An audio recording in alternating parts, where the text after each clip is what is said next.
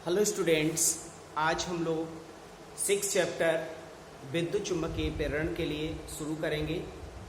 आज का जो चैप्टर 6 का हमारा पहला टॉपिक है वो है मैग्नेटिक फ्लक्स, चुंबकीय फ्लक्स। जैसा कि आप लोगों ने फर्स्ट चैप्टर जो इलेक्ट्रोस्टैटिक्स का फर्स्ट चैप्टर था उसमें आप लोगों ने इलेक्ट्रिक फ्लक्स पढ़ा था, बिल्कुल सेम यहाँ पर वैसे ही मैग्नेटिक फ्लक्स है।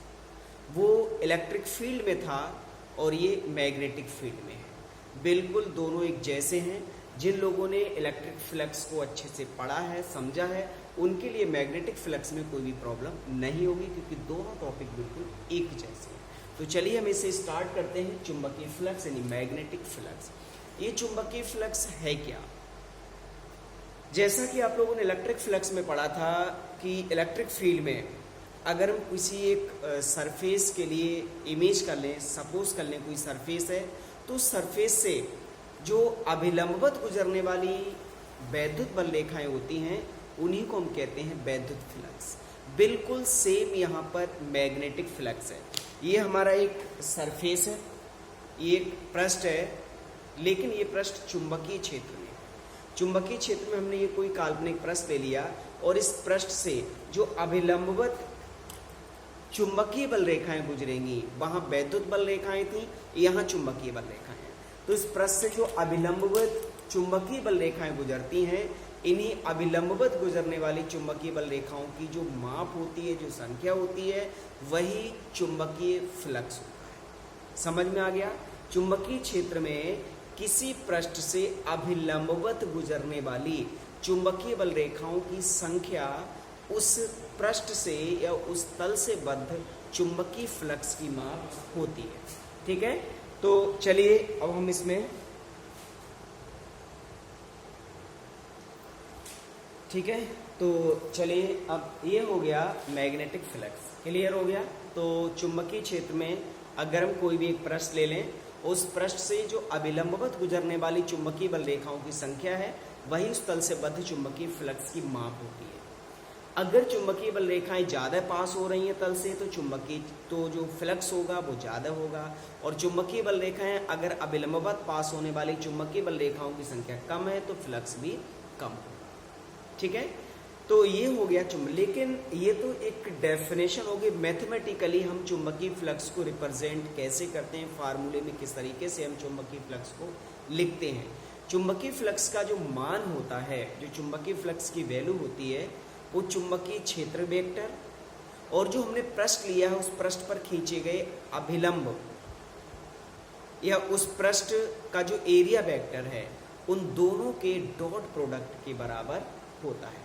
तो चुंबकीय फ्लक्स का जो मान होता है वो चुंबकीय क्षेत्र वेक्टर बी और उस तल का जो एरिया वेक्टर है, जो क्षेत्रफल सदिश है वेक्टर ए, उन दोनों के डॉट गुणन यानी अदिश गुणन के बराबर होता है।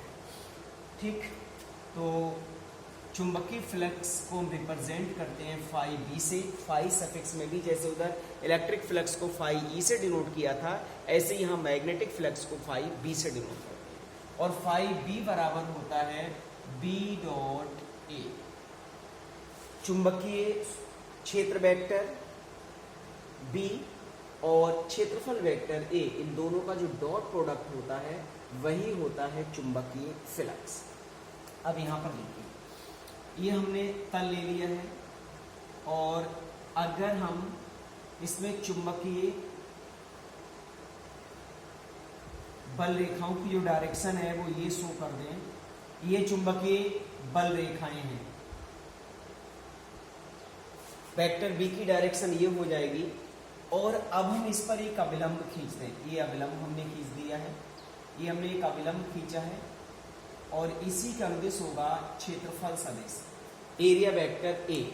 इन दोनों का जो डॉट प्रोडक्ट है वही है मैग्नेटिक फ्लक्स। अब इसमें भी अलग अलग कंडीशंस हैं। कंडीशंस क्या क्या हैं?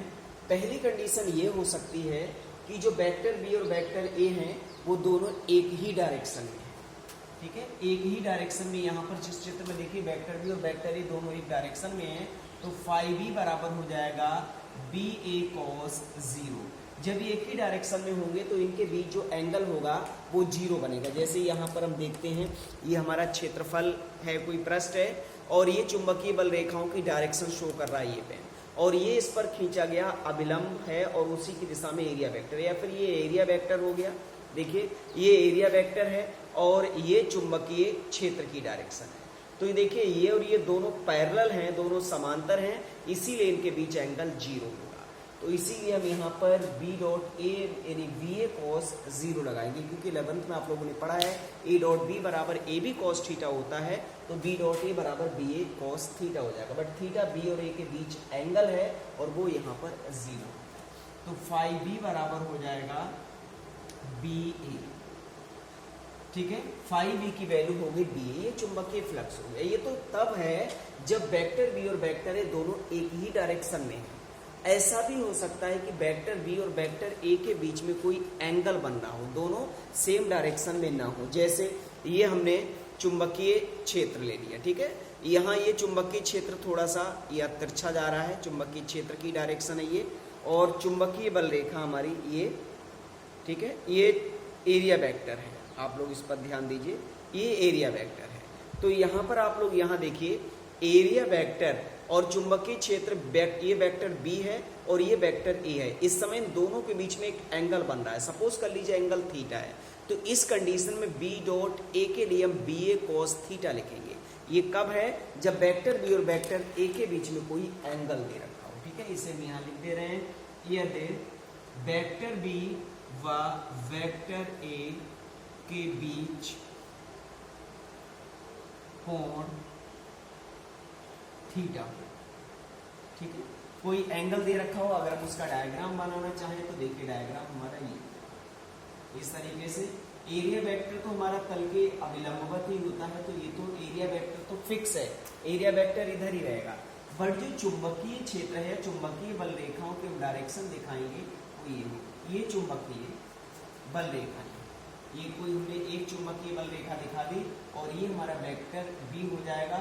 इन दोनों के बीच जो एंगल है वो एंगल थीटा है। ठीक है, देन फाई बी बराबर कितना हो जाएगा? बी ए कॉस थीटा। क्लियर हो गया? तो जो चुंबकीय फ्लक्स होता है वो चुंबकीय क्षेत्र वेक्टर और एरिया वेक्टर का डॉट प्रोडक्ट होता है, दैट इज फाई बी बराबर बी डॉट ए। अगर बी और ए दोनों वेक्टर फॉर्म में दे रखे हो तो न्यूमेरिकल में आप ये फार्मूला लगाएंगे vector B dot vector A. कभी कभी ऐसा होता है कि जो चुंबकीय क्षेत्र और एरिया वेक्टर है, एरिया है, उन दोनों का मैग्नीट्यूड देता है तो बी ए लगेगा, और अगर मैग्नीट्यूड के साथ साथ उन दोनों के बीच का एक एंगल भी दे रखा है देन बी ए कॉस थीटा। तो ये हमारा मैग्नेटिक फ्लक्स हो गया, ये दोनों कंडीशंस में उनके डायग्राम। अब इसके बाद आता है इसका यूनिट क्या है, इसकी डायमेंशन क्या है और ये राशि कैसी है।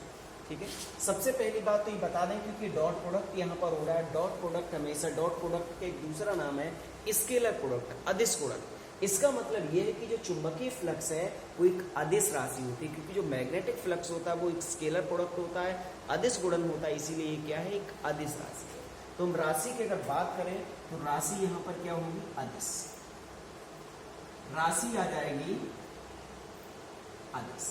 इसके बाद इसका आता है मात्रक। अब देखिए मात्रक हम यहाँ पर दोनों लिखेंगे, एक तो एसआई मात्रक लिखेंगे इसका और एक इसका सीजीएस मात्रक लिखेंगे। सबसे पहले हम एसआई यूनिट की बात करते हैं, तो एसआई यूनिट जो इसका होता है वो होता है वेबर। ठीक है, इसका एसआई यूनिट क्या होता है? वेबर होता है। वेबर कैसे होता है? देखिए यहाँ से बी ए है, बी चुंबकीय क्षेत्र आपको पता है, इसका मात्रक वेबर पर मीटर स्क्वायर।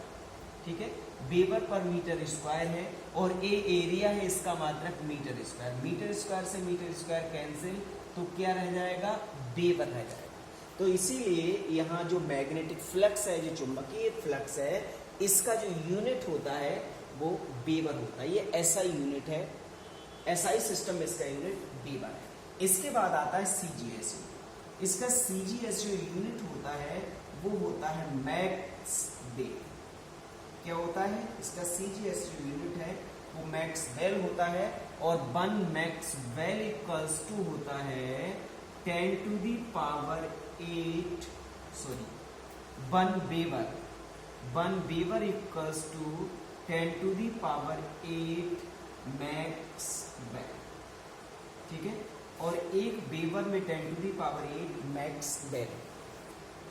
क्लियर हो गया यहाँ तक? तो ये मैग्नेटिक फ्लक्स हो गया और उसकी यूनिट हो गई, और वो राशि कैसी है ये। अब हम यहाँ पर निकालेंगे मैग्नेटिक फ्लक्स की डायमेंशन, इसकी बीमा क्या है चुंबकीय फ्लक्स की।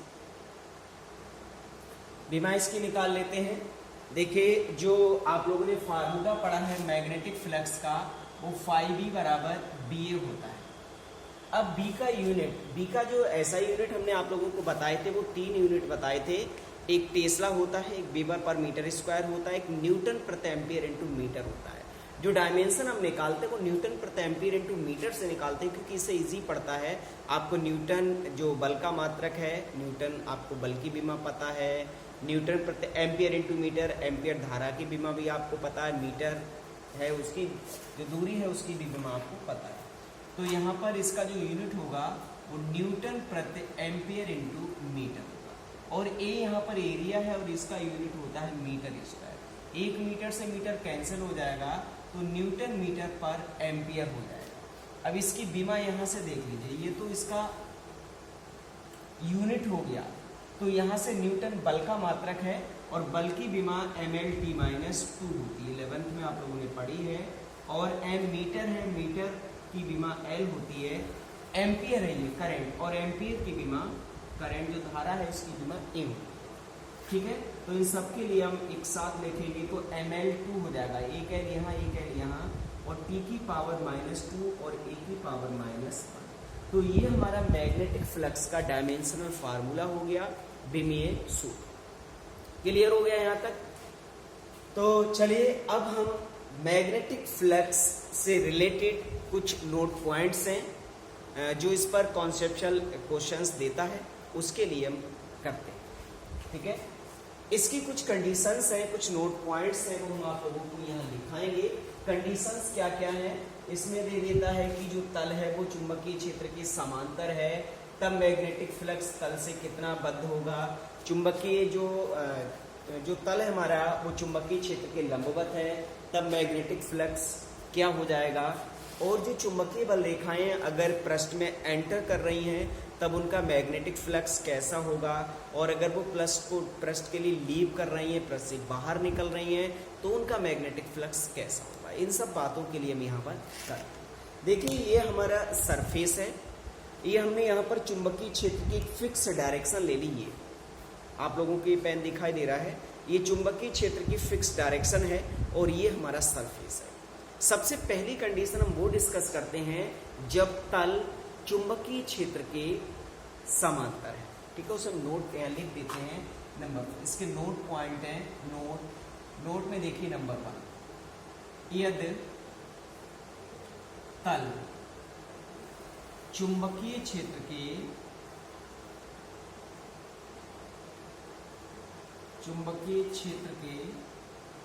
समांतर है, समांतर कहे या उसकी दिशा में कहे या अंदिश कहे, दोनों का मतलब एक ही है। फर्स्ट कंडीशन में अगर तल चुंबकीय क्षेत्र के समांतर है, तो देखिए ये तो हमने चुंबकीय क्षेत्र फिक्स ले लिया और ये हमारा तल है।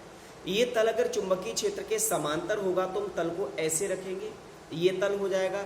ये तल देखिए चुंबकीय क्षेत्र के समांतर है, तो ये तो हमारा वेक्टर बी हो गया, ये जो डायरेक्शन आपको दिखाई दे रही है ये वेक्टर बी हो गई, और ये हमारा तल हो गया। जो तल है वो चुंबकीय क्षेत्र के समांतर रखा हुआ है, लेकिन जो एंगल थीटा होता है मैग्नेटिक फ्लक्स में वो हमेशा वेक्टर बी और वेक्टर ए के बीच बनने वाला कोण होता है। और यहाँ पर जो ए होता है वो ए क्या है, जो हम एरिया वेक्टर लेते हैं तल के ऊपर, जो क्षेत्रफल वेक्टर ड्रॉ करते हैं वो होता है एरिया वेक्टर। तो ये हमारा हो जाएगा एरिया वेक्टर ए, ये एरिया वेक्टर ए हो गया, और ये हमारा हो गया यहाँ पर वेक्टर बी। तो ऐसी कंडीशन में जब तल चुंबकीय क्षेत्र के समांतर होता है तो उसका अभिलंब हमेशा चुंबकीय क्षेत्र के लंबवत होता है। तो इस कंडीशन में थीटा की वैल्यू कितनी हो जाएगी, 90 डिग्री। तो इस कंडीशन में आप लोग लिखेंगे थीटा बराबर 90, तब फाई बी बराबर कितना हो जाएगा, बी ए कॉस 90, क्योंकि थीटा हमेशा वेक्टर बी और वेक्टर ए के बीच बनने वाला कोण होता है, और कॉस 90 की वैल्यू आप सभी लोग जानते हैं 0। इसका मतलब ये हुआ कि जब तल चुंबकीय क्षेत्र के समांतर होता है, चुंबकीय क्षेत्र के अनुदिश होता है, तो उस तल से कोई भी चुंबकीय फ्लक्स पास नहीं होता है। उस तल से रिलेटेड या लिंक जो मैग्नेटिक फ्लक्स होता है वो हमेशा 0। अब हम सेकंड कंडीशन डिस्कस करते हैं, जब तल चुंबकीय क्षेत्र के लंबवत है। ठीक है, सेकंड नंबर, जब तल चुंबकीय क्षेत्र के लंबवत है, चुंबकीय क्षेत्र के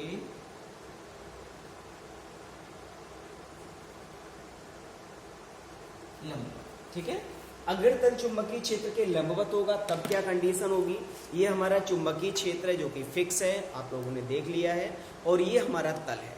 इस बार तल हम समांतर न रखकर क्या रखेंगे, लंबवत रखेंगे। तल ऐसे रखा हुआ है, देखिए ये तल है, ये आपको दिखाई दे रहा है, ये तल चुंबकीय क्षेत्र से 90 का कोण बना रहा है। तल और चुंबकीय क्षेत्र के बीच बनने वाला एंगल 90 डिग्री, ये तल चुंबकीय क्षेत्र के लंबवत हो गया। एंगल जो हमारा थीटा होता है वो हमेशा इस वेक्टर बी और इस पर जो हम अभिलंब खींचते हैं, या इसका जो एरिया वेक्टर होता है उसके बीच बनने वाला कोण होता है। अब इस पर जो हम एरिया वेक्टर लेंगे वो इसके अभिलंबवत होगा, एरिया वेक्टर ये निकल के आएगा। अब आप लोग देख लीजिए, ये एरिया वेक्टर है और ये वेक्टर बी है, तो इस समय वेक्टर ए और वेक्टर बी के बीच बनने वाला एंगल 0 हो जाएगा, क्योंकि वेक्टर बी और वेक्टर ए दोनों पैरेलल हैं, दोनों समांतर हैं। तो ऐसी कंडीशन में जब तल चुंबकीय क्षेत्र के लंबवत होता है तो ऐसी कंडीशन में थीटा हमेशा 0। ठीक है, तो यहां लिख देंगे in this condition theta equals to 0, तब फाई बी इक्वल्स टू कितना हो जाएगा, बी ए कॉस 0, और कॉस 0 की जो वैल्यू होती है कॉस 0 हमेशा 1 होता है, तो ये फाई बी की जो वैल्यू होगी वो केवल बी ए रहेगा। ये मैक्सिमम फ्लक्स होता है, इससे बड़ा फ्लक्स कभी पास हो ही नहीं सकता है। हम इस फ्लक्स के लिए मैक्सिमम फ्लक्स भी लिख सकते हैं, या फाई बी मैक्स, ये अधिकतम फ्लक्स है। ठीक है, इससे ज्यादा फ्लक्स कभी पास नहीं हो सकता। समझ में आ गया? तो जब तल चुंबकीय क्षेत्र की दिशा में है तब फ्लक्स क्या होगा, और जब तल चुंबकीय क्षेत्र के लंबवत है तब उससे रिलेटेड या उससे लिंक मैग्नेटिक फ्लक्स क्या होगा। ठीक, चलिए अब हम नेक्स्ट इसी से रिलेटेड डिस्कस करते हैं। चलिए अब हम थर्ड कंडीशन को डिस्कस करते हैं। थर्ड जो हमारी कंडीशन है वो ये है कि जो बल रेखाएं हैं वो पृष्ठ में प्रवेश कर रही हैं, एंटर कर रही हैं। अगर बल रेखाएं पृष्ठ में प्रवेश कर रही हैं तो फ्लक्स कैसा होगा, पॉजिटिव होगा या नेगेटिव होगा, ये हमें बताना है। तो देखिए ये हमारा पृष्ठ है और ये बल रेखाएं हैं, ये बल रेखाएं पृष्ठ में एंटर कर रही हैं। अगर बल रेखाएं पृष्ठ में एंटर करेंगी तो जो हमारे मैग्नेटिक फील्ड की डायरेक्शन होगी वो पृष्ठ के अंदर की ओर हो जाएगी, यानी बी जो वेक्टर बी होगा वो अंदर के लिए होगा। और इस पृष्ठ पर अगर हम अभिलंब खींचेंगे तो अभिलंब ये आएगा बाहर के लिए। तो देखिए बी की डायरेक्शन तो अंदर हो गई और क्षेत्रफल वेक्टर ए की डायरेक्शन बाहर हो गई, तो ये वेक्टर ए और वेक्टर बी दोनों अपोजिट हो जाएंगे, यानी इन दोनों के बीच में जो एंगल होगा वो 180 डिग्री होगा। जैसे आप लोग इधर देखिए, ये हमने कोई पृष्ठ ले लिया है, जो चुंबकीय बल रेखा है वो पृष्ठ में इस तरीके से एंटर कर रही है, तो ये हमारा वेक्टर बी हो गया, और इस पर जो हम अभिलंब खींचेंगे वो ये आएगा वेक्टर ए। तो इस समय vector B and vector A के बीच एंगल 180 डिग्री हो जाएगा, तो थीटा इक्वल्स टू हो जाएगा 180 डिग्री। तब मैग्नेटिक फ्लक्स कितना होगा, फाई बी बराबर बी ए कोस 180 डिग्री, और कोस 180 की वैल्यू -1 होती है, तो फाई बी बराबर हो गया -बी ए। इसका मतलब फाई बी कैसा हो गया, नेगेटिव हो गया। तो अगर चुंबकीय बल रेखाएं किसी पृष्ठ में एंटर करती हैं, प्रवेश करती हैं, तो फ्लक्स हमेशा नेगेटिव होता है।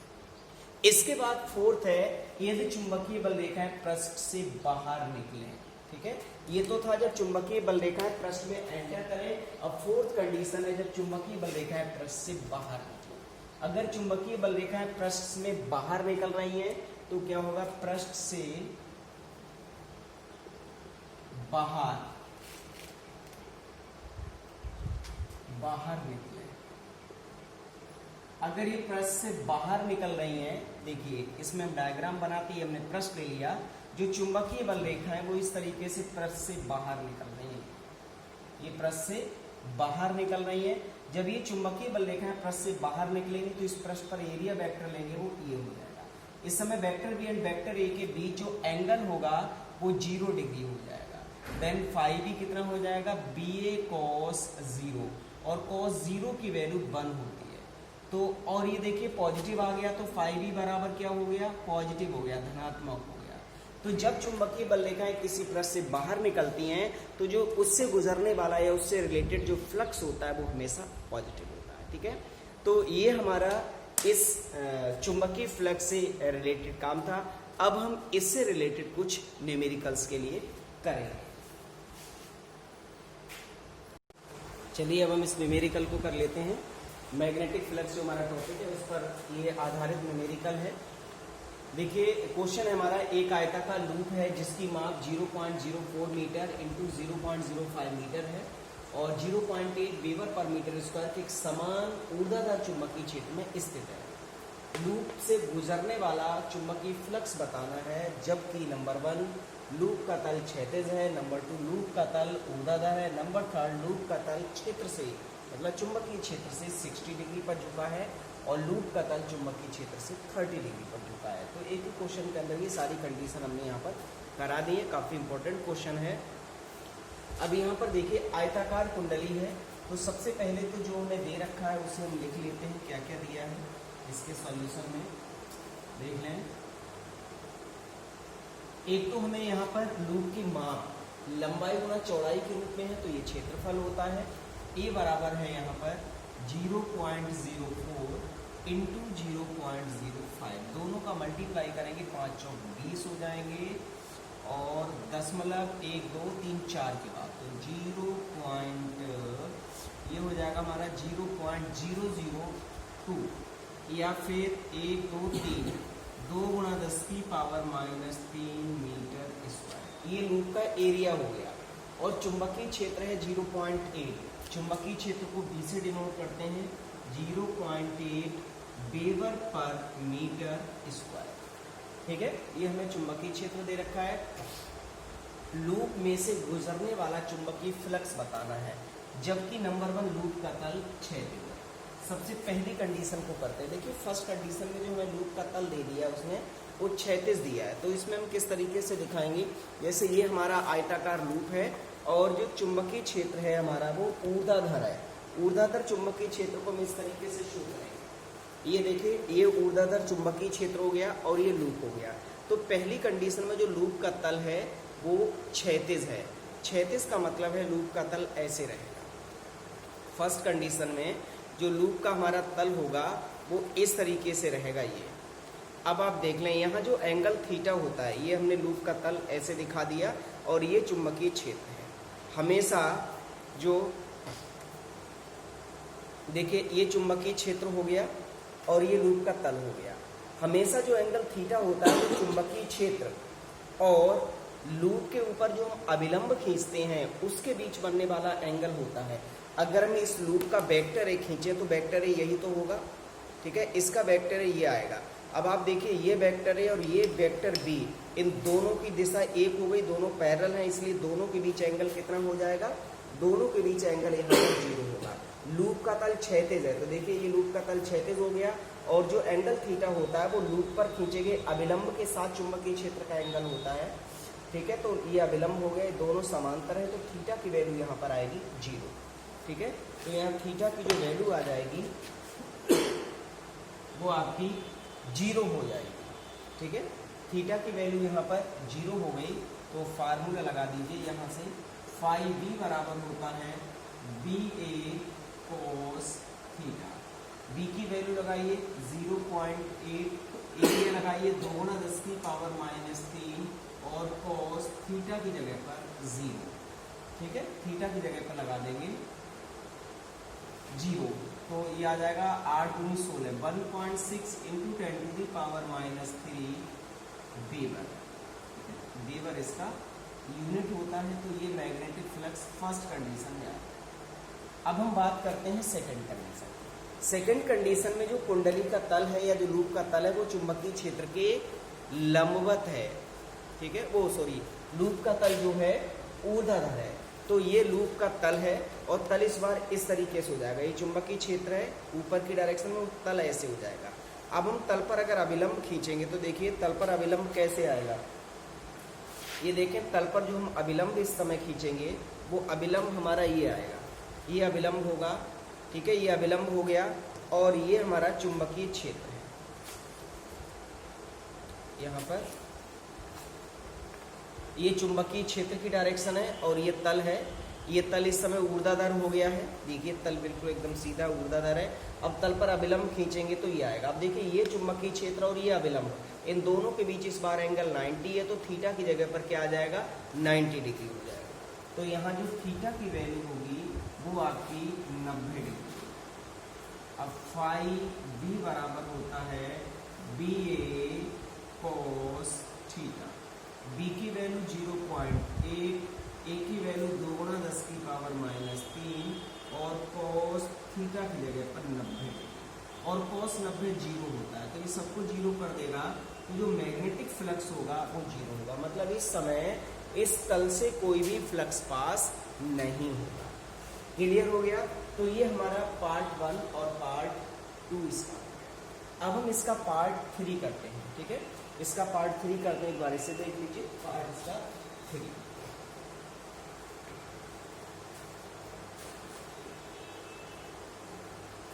पार्ट 3 और पार्ट 4। तो अब यहाँ देख लीजिए पार्ट 3।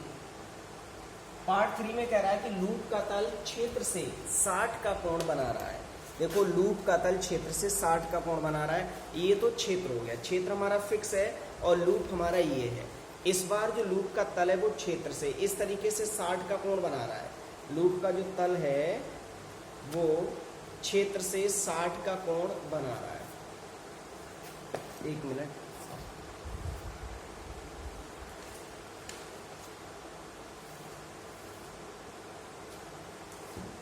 ये ले लीजिए तल, ये लूप का तल है, ठीक है। तो देखिए जो लूप का तल है वो क्षेत्र से 60 डिग्री का कोण बना रहा है। अगर लूप का तल क्षेत्र से 60 डिग्री का कोण बनाएगा तो अभिलंब कितना कोण बनाएगा। इस पर हम अभिलंब खींचेंगे तो अभिलंब का कोण पूरा 90 है। 90 में से 60 डिग्री को माइनस कर देंगे, ठीक है। ऐसी कंडीशन में जब तल से एंगल निकालते हैं तो हमेशा 90 में से माइनस करते हैं।